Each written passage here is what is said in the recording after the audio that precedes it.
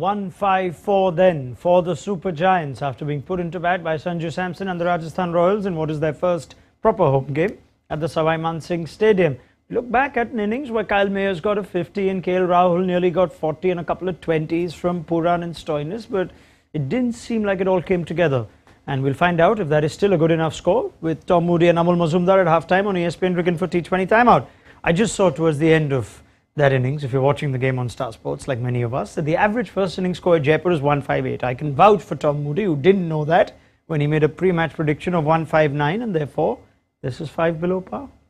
It is 5 below par. Yeah, it was interesting actually. It was one of those innings that never really got going. It was a real struggle. It appeared to be one of those batting surfaces you're never in on. At times there was a couple of nice shots. Yep. Particularly from Kyle Myers, but apart from that, it was a real arm wrestle for them to get to that total. I think it's still probably a little bit light of what they would like, so I think the happier team at that halfway mark will be Rajasthan. Absolutely. Are you saying, with what Tom said then, is this a challenging surface to bat on?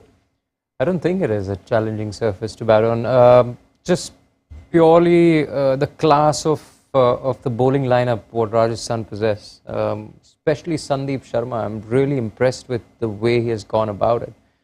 He's gone in a new franchise, a completely new team. He's been pulled in because Prasidh Krishna is injured. All those things, he's just left it behind, and like a super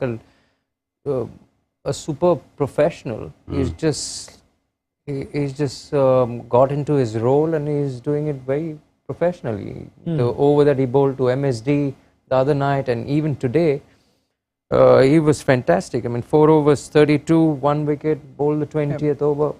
Magnificent. And clearly he is the lead death bowler now, you think, Tom. Trent Bolt is bowling out early.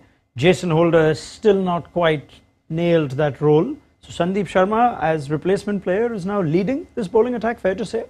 Yeah, well, I wouldn't say he's leading it. Trent Bolt, is still leading it. 1 for 16 off 4 for him is pretty tidy. So I think what he's doing is something unexpected with regards to his role. His record in the power play overs and in that first phase is second to none. It's actually better than Bumrah's. Really? His economy and strike rate, it's extraordinary. That's why it was a bit of a shock to a lot of people that are pretty close to, the domestic players and who are performing in IPL and who aren't, that he didn't get picked up in the auction. Yeah. But he's not sort of recognised as a specialist finisher.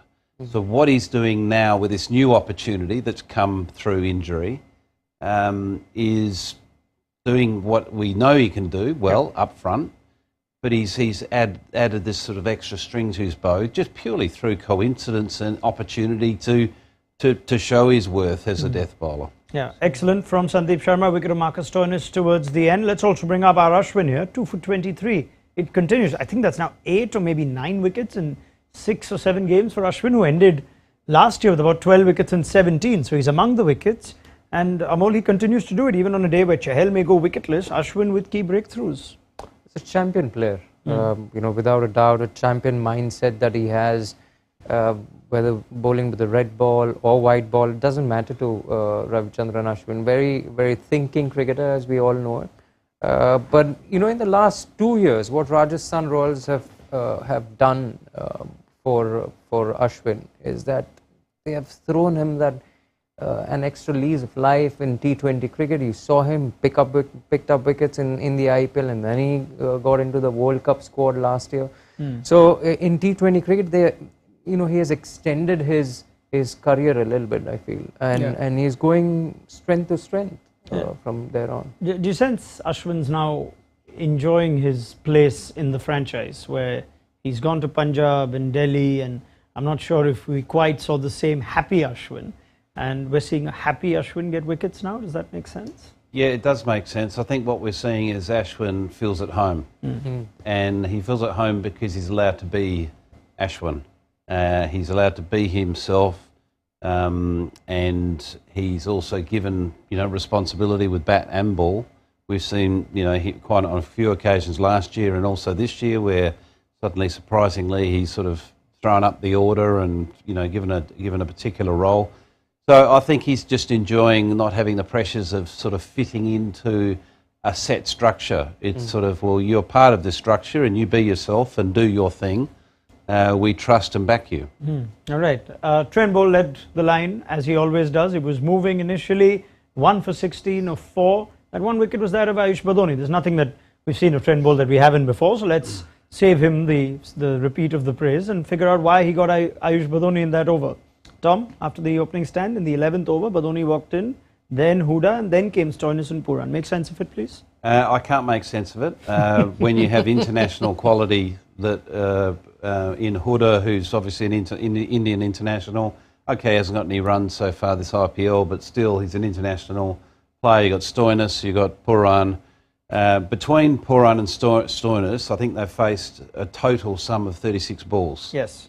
In a 120 ball game, 2 specialist batters. Stoinis isn't bowling. I think that's bizarre that they're only facing that many deliveries when there was an opportunity for at least one or the other to come in at the first of the first wicket after such a solid start. And Badoni, we've seen this happen before and it's never worked. Badoni seems to do his best work lower down the order, so it didn't work. But tell me what the thinking could have been. Why not Huda or why not Stoinis at that point? Sometimes, these decisions in IPL, they surprise everyone. And I was pleasant. I mean, I was not pleasantly surprised, but I was surprised to see. You were pleasantly surprised from a Rajasthan point of view. Yeah. You're still in that dugout, actually. Yeah. But look, I've kept saying this, that in the last 2-3 years, the game has changed in the sense it's become more power hitter. The power hitters have come into their own. Boundaries and sixes, and first 6 overs are so crucial. At one stage, there was a time when KL Rahul was batting on 35 of 27 and Kyle Myers was batting on 35 of 27. So out of 54 balls, they were batting, they had got just 70 runs. And that we include the first 6 overs in that, the field restrictions.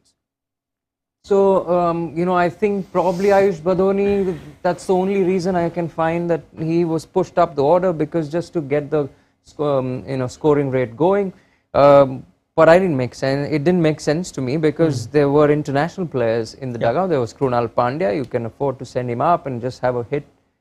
But then Nicholas Pooran and Marcus Stoinis got very few balls to face later on. Yeah, Tom's made the point. Nothing against Badoni, but it was just too much to ask for him when you had those resources later down. What can we make of a KL Rahul innings like that? Normally at the back of a 75, Rahul then he gets a big score at the start of the tournament, then we see the best of him. Today it again looked like a scratchy innings where he was dropped and eventually held out in I know you don't like the term, but what we call a soft dismissal. Yeah, explain that. where it feels like the batter has contributed to his own downfall more than that wicket being he's tried to hit it for 6 and mishit it and got caught at deep mid-on. So he'd be criticised if he wasn't trying to hit it for 6. So you can't win either way, can you? No. But KL Rahul, I think it's a reflection of the surface. My view is the surface is not as consistent as a batsman would like to have it, so they've got sort of any rhythm to their game. So I think his innings, along with, he's not the only one. Kyle Myers, struck at exactly the same rate at 121. Yes. So he's not, on his own in there. I think it's simply not the easiest surface just to stand and deliver.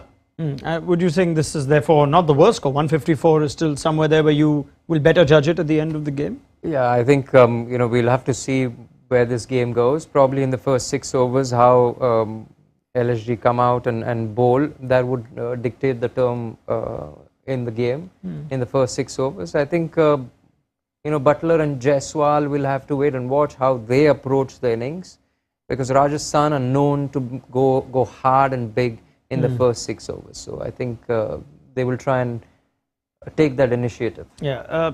Do they have as intimidating or a good enough bowling lineup to challenge this? If we believe this is slightly below par score, you want a good bowling attack. Gee, they'd love a Mark Wood today, but that's moot now. Look at the impact subs. Would you go the extra spin option of Mishra, Tom? Would you go the extra seam option of Unadkat? Interesting dilemma. Is Gautam there as well as an off-spinning option? Yeah. I'd probably go with Unadkat, to be honest with you. And I think Naveen Ul-Haq might be challenging on the surface. He's a skiddy type bowler, and with the odd ball keeping low, I think he might be a bit of a handful, and he may get the ball to swing early on. Bishnoi won't be easy also, but the way he can slide the ball, and if the odd one is keeping low, he could be a handful. And we've talked about Avesh Khan. He hasn't arrived really in this IPL, so maybe tonight's his night. Okay. Tom says Unadkat. Amol? I'll pick Unadkat as well. All right. Yeah, on this ground, given the surface, I think Unadkat is the best choice you have.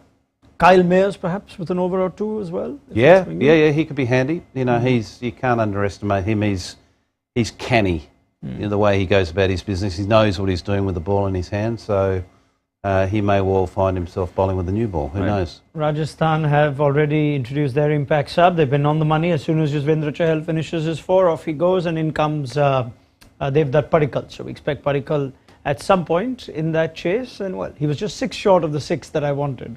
It was Yuzvendra Chahal. Not his night, but it's a long tournament. Let's get a prediction. It's a tricky one, but one would think 155 means the batting side. Tom Moody? Yeah, I'd be surprised if Rajasthan don't win this one. And I agree. I think the opening pair in Jaswal and Butler will go hard this power play and try to break the back of this chase. Do you sense this will be an easy chase? No. So it might be one of those tricky ones that goes a bit deeper than expected. Amol? All the way. Rajasthan Royals. Allah bowl. When you say all the way, you mean they'll get it, or they'll go till the 20th over last ball? I don't think. I think they've got their batting order sorted. They've that Padikkal in, so they've got their replacement right as well. So I think it's going to be RR's night. Yeah. Let's hope so. All right, I still got the Royal flavour in him. It was Amol Muzumdar. Thank you very much, gentlemen. It's funny that in a game featuring Rajasthan Royals, the other team have surprised us with their batting positions and number 3s. So we'll see if this is another win for Sanju Samson. It looks good for him, so we'll pick up the chat at the end of the game on ESPNcricinfo T20 Time. Do download the mobile app, head to the App Store and Play Store and get all the updates you need. We've got a big double header coming up tomorrow, so make sure you're up to date with how the IPL is moving thick and fast as it enters week 3. We'll see you at the end of the game.